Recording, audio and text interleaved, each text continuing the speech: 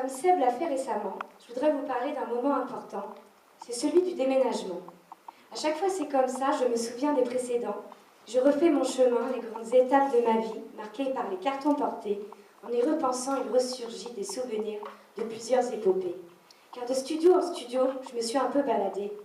J'ai revisité Paris et sa banlieue en camionnette ou dans des voitures en break impossibles à fermer. J'ai fait des super déménagements dans le flottement de l'improvisation, ou bien des très chiants, trop organisés dans la sagesse et la raison, par mon super papa, le mentaliste chef de chantier. Ouais, en famille, pour moi, c'est pas vraiment conseillé. Je ne serai jamais un petit soldat, j'ai le don pour tout faire déconner. Pour pas faire à sa manière, je sais pas ce qu'il a décidé. Je revois ma mère qui arrive avec seau, blouse, brosse, éponge, produit pour tout décrasser. Leur regard dépité, parce qu'ils n'ont jamais compris pourquoi je n'ai jamais été la petite fée du logis, au petit tablier. Je les entends aussi me sermonner parce que je fume beaucoup trop. La preuve, une fois la pièce vidée, sur les murs, les emplacements restés blancs de mes meubles et tableaux. Mais c'était plus drôle avec les potes quand même, les plus motivés pour rendre service. Au final, ils sont beaucoup moins que ce que tu pensais au départ. Si tu as de la chance, ils ne sont pas 12, mais ils sont 6. J'en ai même fait un, on était 2. Mais bon, c'était un déménagement à part, la fin d'une histoire, à 2. Je quittais l'appart partagé, merci en passant à la culpabilité qui l'a poussé à m'aider.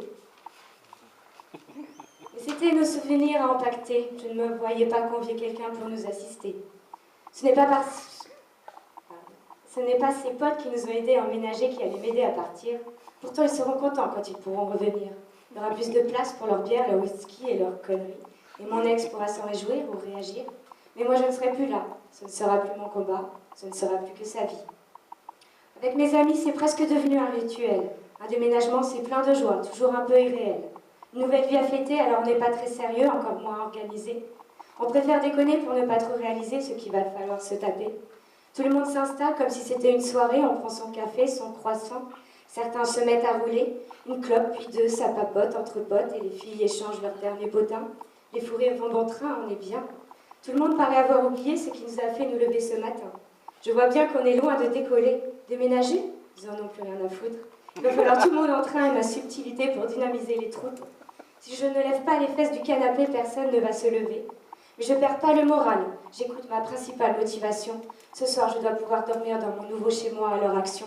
Ce serait pas mal de commencer par le canapé, non? Je sais pas, une idée. Je me rappelle les grimaces que je cachais quand les meubles rentraient dans les murs. Je priais au moindre fracas, au moindre dégât, ou quand dans la voiture, un coup de frein se terminait encore par un autre fracas. Et ces têtes qu'on faisait face à un meuble à remonter, sans notice. Ce fameux lit en latte en particulier que certains encore maudissent. Même dans l'obscurité, à la bougie, on terminait, car l'électricité n'arrivait que 2 jours après. Je me souviens mes premières soirées seules, quand les amis rentraient chez eux. Au milieu de mes cartons, je flottais un peu. Je me servais un petit verre et j'enfumais le salon pour marquer les lieux. Il y avait un air de fête, de renouveau, tout était blanc et ça sentait le neuf, mon studio était beau. Et j'ai aimé ces premières nuits sur la moquette, parce que ce maudit lit avait eu le dessus. Par la fenêtre, sans rideau, ces couleurs de feu, de farce et lumière de la rue. Je m'endormais très tard, toute remuée par l'excitation du changement, et des jamais plus. Je ne comptais plus les moutons, mais toutes les résolutions pour ce nouveau logement. Si ça continue, je compterai bien mes déménagements.